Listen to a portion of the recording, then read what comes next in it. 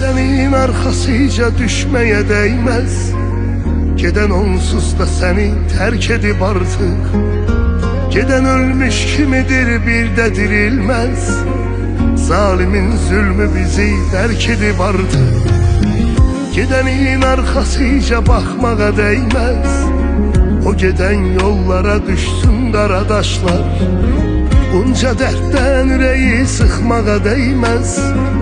Danışar her şeyi gözlerdeki yaşlar. Oku dostum gelsin sensin, belki ruhum aram olsun.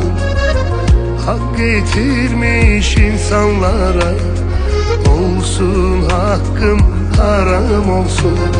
Oku dostum gelsin sensin, belki ruhum aram olsun. Hak getirmiş insanlara, olsun hakkım haram olsun.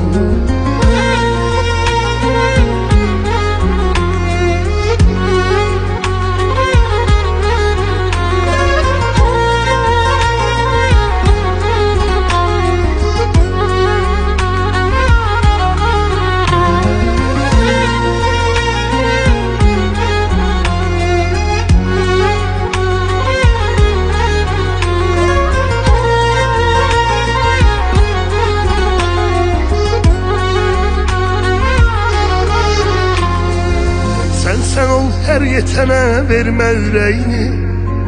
Anladım çok şey ben peşman olanlar. Çok bunadanlara serf etme emeğini. Olmur insan adı her insan olanlar. Bilen insanlar için çek ki eziyet. Geleceği günde kadir kıymetin olsun. Şükrele çok da deme pisli vaziyet. İmtihanlar gere yerden çetin olsun. Oku dostum gelsin sensin, belki ruhum aram olsun. Hak getirmiş insanlara, olsun hakkım haram olsun. Oku dostum gelsin sensin, belki ruhum aram olsun. Hak getirmiş insanlara, olsun hakkım haram olsun.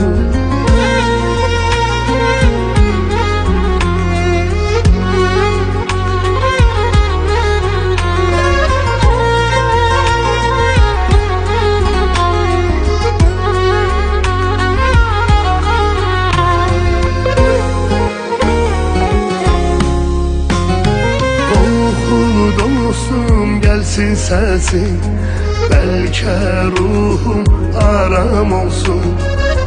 Hak getirmiş insanlara, olsun hakkım haram olsun. Oku dostum gelsin sensin, belki ruhum aram olsun.